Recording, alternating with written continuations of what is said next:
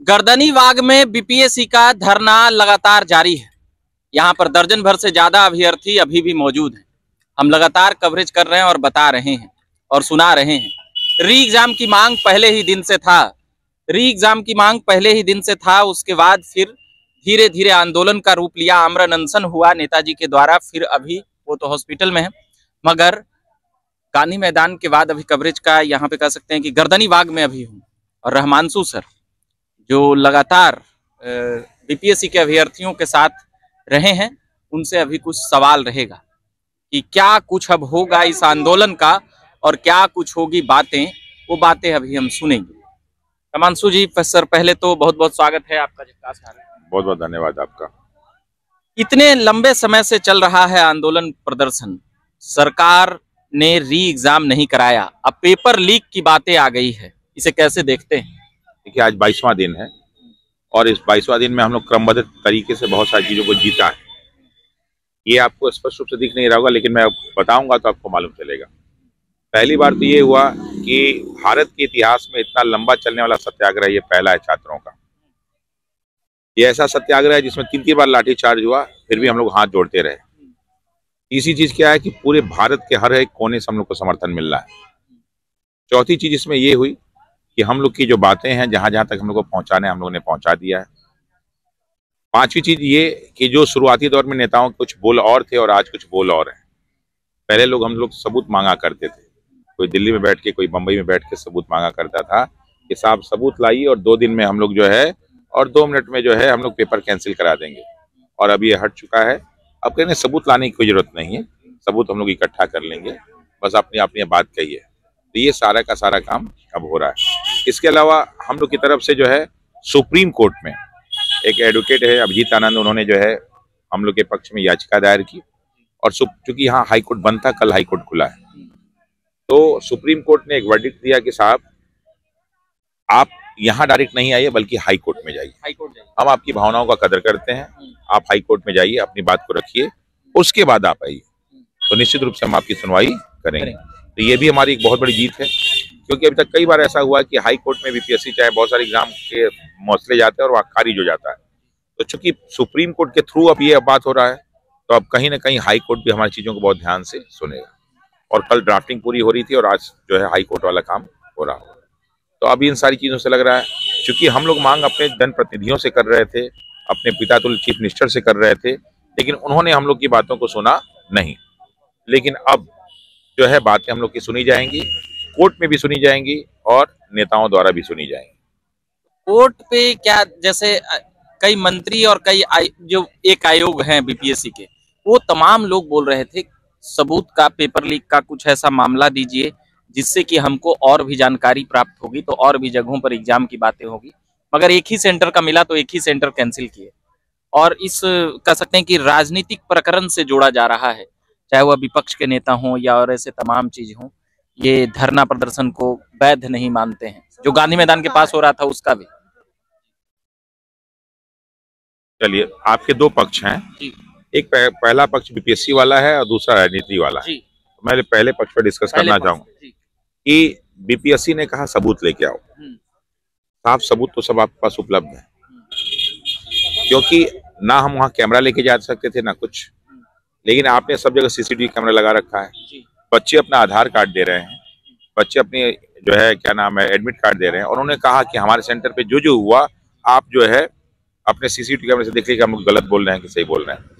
क्योंकि बहुत जगह पेपर को देर से देने की बात, ट्विटर पे और कई जगह जो है पेपर का जो है पेपर जो है उसका धीरे धीरे वायरल होना, क्योंकि कहा जाता है कि अगर एग्जामिनेशन से 1 मिनट पहले भी वायरल होता है तो उसको वायरल माना जाता है। तो लगभग आधे घंटे पहले ही पेपर जो है वायरल होना शुरू हो गया। इसके अलावा कई सेंटर पे क्या क्या सारी चीजें हैं, वो सारी की सारी चीजें ये सब हुआ। ये सारा का सारा काम हुआ और हम लोग से बात सारी ये मांगनी गई कि क्या क्या चीजें हैं। तो अब बीपीएससी इस तरह की बात करता है तो उसको नहीं करना चाहिए। अच्छा, ये प्रशांत किशोर की तो अभी तबीयत खराब है, उनका आमरण अनशन जारी है, उनको पहले क्या कुछ कहना चाहिए? देखिए साहब, अच्छा आपने राजनीति की बात कही थी, हाँ, इसमें राजनीति पहले ये प्रशांत, देखिए प्रशांत सर की बात आप जन सुराज के लोगों से पूछें। अब कल को पप्पू यादव जी की तबीयत खराब होगी, आप हमसे पूछेंगे, पप्पू जाएंगे। कल को तेजस्वी जी की आदत नहीं, उनका आमरण अनशन जारी है। वो कह रहे हैं हम फिर से आएंगे और फिर से हम अभ्यर्थियों की मांगे और देखिए साहब, वो हम लोग के पक्ष में, अगर कोई भी हमारे पक्ष में हमारे सत्याग्रह के तरीके को अपनाता है तो हम उसका पुरजोर समर्थन करते हैं। और प्रशांत जी ये कार्य कर रहे हैं तो हम उनका समर्थन करते हैं। और क्या कि उनका लक्ष्य कोई राजनीतिक नहीं, हम लोग के छात्रों की मांग है। अगर हमारी मांगों में कोई हमारा साथ देता है तो हम उसका स्वागत करते हैं। इसमें हजारों करोड़ रुपए की धांधली की बात वह किए हैं प्रेस कॉन्फ्रेंस में, इसको कैसे देखते हैं साहब? ये हजारों करोड़ यही नहीं, जितने एग्जाम हुए उसमें सब लाखों करोड़ का जो है, सिपाही बहाली, बीएसएससी, इन सभी को देखते हैं, टीचर, बीपीएससी, टीआरई, जहाँ पे लाखों लाख भर्तियां की गई हैं। तो ये सब एक बहुत बड़ा नेक्सस बना हुआ बिहार में, जिसमें कुछ मंत्री शामिल हैं, जिसमें कुछ अधिकारी शामिल हैं, जिसमें कुछ शिक्षा वाले शामिल हैं, जिसमें कुछ कोचिंग वाले शामिल हैं। ये पूरा एक नेक्सस बना हुआ है और पिछले कई सालों में यही सारा काम हो रहा है। इसी नेक्सस को सबके सामने हम लोग लाना चाहते हैं। क्यों? इससे क्या हो रहा है कि बच्चे पढ़ने की तरफ ध्यान नहीं देके इस पे सोच रहे हैं कि सेटिंग वाले को पैसा दे देंगे तो हम नौकरी पा जाएंगे। और जब ऐसे लोग पदों पे पहुंचते हैं तो फिर जो व्यवस्था भी बिहार में चल रही है वही होती है कि पुलिस वाले लाठीचार्ज समस्याओं के समाधान के लिए नहीं करते, बल्कि पुलिस वाले लाठीचार्ज जो है वो उस पैसे के बल पे करते हैं जिस पैसे से वो उन पदों पे पहुंचे हुए। इसमें जो विपक्ष है और ऐसी तमाम चीजें हैं, जैसे और शिक्षक आ गए थे तो कुछ अभ्यर्थी इन सभी चीजों का, शिक्षकों का भी विरोध कर रहे थे, राजनीति करने का और राजनीति रोटी सेकने का धरना पर आरोप लग रहा है, धरना प्रदर्शन पर। कैसे देखते हैं रहमान? देखिए, जैसे क्या हुआ कि ये छात्रों का सत्याग्रह है तो शिक्षकों का आना तो स्वाभाविक है, लेकिन एक तरफ आप जो है आने की बात करते हैं, दूसरी तरफ आप प्रिविलेज की बात करते हैं कि हमारी स्पेशल ट्रीटमेंट हो, तीसरा तरफ क्लास में कुछ और बात कहते हैं, चौथा जो है आपके कार्य करने की प्रणाली कुछ और है। तो ये अलग अलग जगहों पे अलग अलग स्टेटमेंट कहीं ना कहीं चीजों में कंट्रोवर्सी क्रिएट करती है। उन शिक्षकों को लेकर जो राजनीतिक आरोप लग रहा है तो क्या कहेंगे? राजनीतिक बात उठ रहा है। देखिए, उन शिक्षकों के बारे में हम लोग क्या कहें, आप बात कीजिए। हमारे जो है री एग्जामिनेशन के बारे में तो अच्छा रहेगा। अच्छा, री एग्जामिनेशन से एक बड़ा सवाल है। बीपीएससी का जब फॉर्म भरा जा रहा था तब आखिरी 3 दिन में फॉर्म भरने का जो ये सर्वर कहा जाता है या कहे कि वो वेबसाइट, वो सुस्त पड़ गया या ज्यादा अभ्यर्थी वहां पर काम करने लगे, तो वैसा बीपीएससी का साइट और ये चीजें नहीं देखी गई। अभ्यर्थी रिसीविंग लिए हुए थे मगर कह रहे थे कि हमारा ये पेमेंट नहीं हो पाया, फोटो सिग्नेचर और भी बहुत सी शिकायतें लेकर आए थे और दिखा रहे थे कि हमारा मैसेज आ गया, हमारा ये रजिस्ट्रेशन का ये आ गया। तो कैसे देखते हैं इस मामले को? इतनी बड़ी आयोग है और इतनी बड़ी चूक। दरअसल क्या है कि बीपीएससी में पहली बार इतनी बड़ी वैकेंसी आई, उसमें भी इतने बड़े अच्छे पोस्ट आए, तो हर आदमी चाह रहा था कि इसको फॉर्म को भरें। लेकिन जब फॉर्म भरने में जो वेबसाइट है वो काफी स्लो काम कर रहा था। स्लो काम करने के कारण जो है बहुत सारे लोग फॉर्म नहीं भर पा रहे थे। इवन के बीच में कुछ हमारे बड़े बड़े त्योहार जैसे दशहरा, नवरात्र, दशहरा, दिवाली, छठ जैसे त्योहार थे, तो उसमें बच्चों की बहुत ज्यादा व्यस्तता थी। इसकी वजह से लोग फॉर्म जो है इधर थोड़ा सा बाद में भर लेंगे और फिर बाद में जो है सर्वर, उन्होंने कहा कि ठीक हो गया, लेकिन सर्वर ठीक नहीं हो पाया, जिसके कारण डाटा ये है कि लगभग 90,000 करीब बच्चे जो फॉर्म नहीं भर पाए। बिल्कुल। तो बच्चों ने शुरुआत में तो इसकी मांग नहीं की। नहीं, शुरुआत में की, जब नॉर्मलाइजेशन की बात मांगे उठी थी उसी वक्त की थी। शुरुआत का मतलब कि जिस समय उस समय 3 नवंबर, चूंकि उनको नहीं लगा कि हम लोग की मांग, उनको लगा कि हमारे साथ ही ऐसा हुआ है। हाँ, तो उनको लगा, तो वो सोचे कि हमारी गलती है। लेकिन जब 6 दिसंबर को नॉर्मलाइजेशन वाली बात थी तो उन्होंने भी अपनी मांग को इसमें जोड़ दिया। लेकिन चूंकि 13 दिसंबर को पेपर था तो संभावना उसकी कम थी कि नहीं हो सकता था, लेकिन समस्या तो कहीं ना कहीं बनी हुई थी। तो ये सारी समस्याएं थी। खैर, तो ये सारी समस्याएं थी।